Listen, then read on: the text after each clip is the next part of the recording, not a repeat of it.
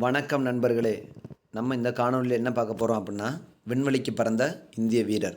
அதாவது கிட்டத்தட்ட ரொம்ப வருடங்களுக்கு அப்புறம் கிட்டத்தட்ட 41 ஆண்டுகளுக்கு பிறகு வந்து பார்த்தோம்னா, இந்தியர் ஒருத்தர் நம்ம விண்வெளிக்கு போயிருக்காங்க. புதிய நண்பர்களாக இருந்தீங்கன்னா நம்ம சேனலை சப்ஸ்கிரைப் பண்ணிக்கோங்க, லைக் பண்ணிக்கோங்க, பெல் சிம்பிளை கிளிக் பண்ணிக்கோங்க. அப்போ தான் நம்ம போடுற வீடியோக்கள் வந்து உங்கள் நோட்டிஃபிகேஷனில் காட்டும். புதிய நண்பர்களாக இருந்தால் டெலகிராம்லேயும் ஜாயின் பண்ணிக்கோங்க. ஓகேங்களா? 41 ஆண்டுகளுக்கு பிறகு சாதனை, விண்வெளிக்கு பறந்த இந்திய வீரர். அதாவது அமெரிக்காவின் ஃப்ளோரிடாவில் உள்ள நாசாவின் கென்னடி விண்வெளி மையத்திலிருந்து அது பறந்திருக்கு.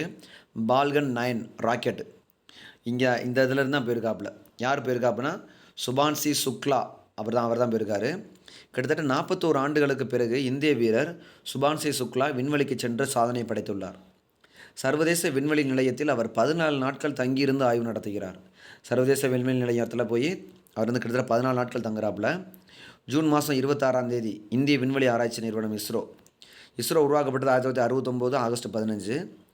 விண்வெளி ஆராய்ச்சி புதிய மைல்கல்லை எட்டி பிடிக்கும் வகையில் விண்வெளி பயணம் வருகிற 2027ஆம் ஆண்டு என்ன பண்ணுறாங்கன்னா, மனிதனை விண்ணுக்கு அனுப்பும் திட்டமான ககன்யான் திட்டம். அப்படின்னா மனிதனை விண்ணுக்கு அனுப்புறது ககன்யான் திட்டம், சூரியனை ஆராயிறது வந்து ஆதித்யா L1.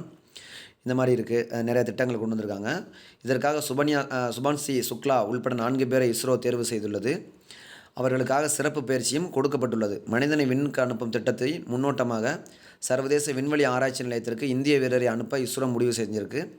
அமெரிக்காவுடன் நாசாவில் இணைந்து இந்த இஸ்ரோ வந்து நம்ம டைப் மாதிரி வச்சு தான் அனுப்புகிறாங்க. ஓகேங்களா? பால்கன் 9 இந்த ராக்கெட்டில் தான் போகிறாங்க. இதையடுத்து அமெரிக்காவின் ஃப்ளோரிடாவில் உள்ள நாசாவின் கென்னடி விண்வெளி நிலையத்திலிருந்து அது பால்கன் 9 அப்படின்றது மூலமாக தான் அவர் போகிறாரு. ஆக்சிஜன் ஸ்பேஸ் என்னும் தனியார் நிறுவனத்தின் ஆக்சிஜன் 4 பயணத்திற்காக ஸ்பேஸ் எக்ஸ்ட்ரா டிராகன் விண்வெளி களத்தை சர்வதேச விண்வெளி நிலையத்திற்கு திட்டமிடப்பட்டது அப்படின்னு இருக்காங்க.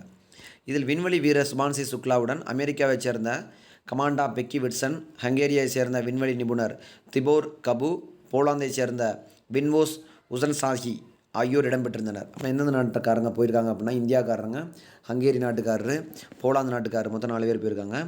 மனம் தளராத விஞ்ஞானிகள். இந்த ராக்கெட் கடந்த மாதம் 29ஆம் தேதி விண்ணில் ஏவப்பட்டது. ஆனால் ராக்கெட்டை ஆய்வு செய்த சில பாகங்களை மற்ற பாகங்களை தவிர்த்து வந்து பார்த்தோம்னா கூறியதாலும் சர்வதேச விண்வெளி நிலையத்துக்கு ஸ்பேஸ் டிராகன் விண்கலத்தில் செல்லும் இந்திய வீரர்கள் இந்த 4 பேர் தான் போய்கிட்டு இருக்காங்க.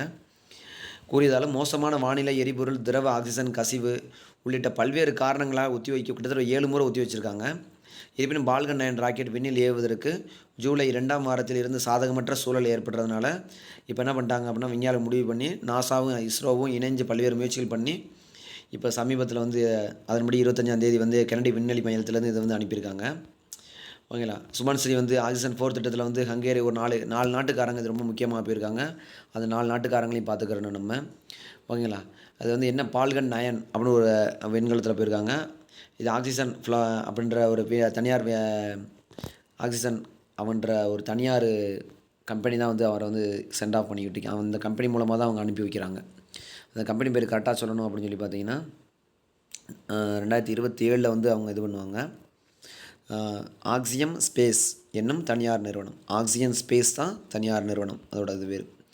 ஓகேங்களா? ஓகே. சுபான்சி சுக்லா விண்வெளி பயணம். சுபான்சி சுக்லா வந்து சொந்த ஊரில் வந்து அவங்க அம்மா அப்பா வந்து கொண்டாடுறதா சொல்கிறாங்க. ஆக்சுவலி அவர் சர்வதேச விண்வெளி நிலையத்தில் தங்கி 4 பேர் வந்து விண்வெளி ஆய்வு பண்ணுறதா போயிருக்காங்க. நம்ம பார்த்தோம். ஹங்கேரிக்காரரு இவங்கெல்லாம் சேர்ந்து தான் போயிருக்காங்க. ஓகேங்களா? ஓகே. இந்த வீடியோ உங்களுக்கு பயனுள்ள வகையில் இருக்கும் நண்பர்களே. இது வந்து இந்திய நியூஸ் பேப்பரில் வந்து முக்கியமான தகவல்கள். ஓகே நண்பர்களே, இந்த பக்கத்தில் இன்னொரு நியூஸ் கூட இருக்குது. அவசர நிலையை எதிர்த்தவர்களின் தியாகத்தை போற்றும் தீர்மானம் அப்படின்னு சொல்லி மந்திரி சபையில் கொண்டு வந்தால் சொல்கிறாங்க. அவசர நிலை பிரகடனம் நமக்கு தெரியும். இந்திரா காந்தி பீரியடில் வந்து 1975 ஜூன் 25 கொண்டு வந்திருக்கு. அந்த மாதிரி 20 வருஷ திட்டமும் அப்போ தான் கொண்டு வந்திருப்பாங்க. 1975 தான் கொண்டு வந்திருப்பாங்க. அதை வந்து நினைவு கூறுற வகையில் வந்து கொண்டு வந்திருக்காங்க. ஸோ வந்து அமைச்சரவை வந்து பார்த்தோம்னா ஆர்டிகல் 75 வந்துடும். பிரதமர் தலைமையிலான அமைச்சரவை. 78 பிரதமரின் கடமைகள். ஓகேங்களா? சேம் அதோட 89 கூட்டினோம்னா இவருக்கு வந்துடும், மாநில முதலமைச்சருக்கு வந்திருக்கும். சரி, இப்போ வந்து நமக்கு இதில் எக்ஸாம் பாயிண்ட் ஆஃப்ல கண்டிப்பாக கேட்குறதுக்கு வாய்ப்புகள் இருக்குது. புதிய நண்பர்கள் சப்ஸ்கிரைப் பண்ணிக்கோங்க, லைக் பண்ணிக்கோங்க. அடுத்த வீடியோ சந்திப்போம். நன்றி நண்பர்களே.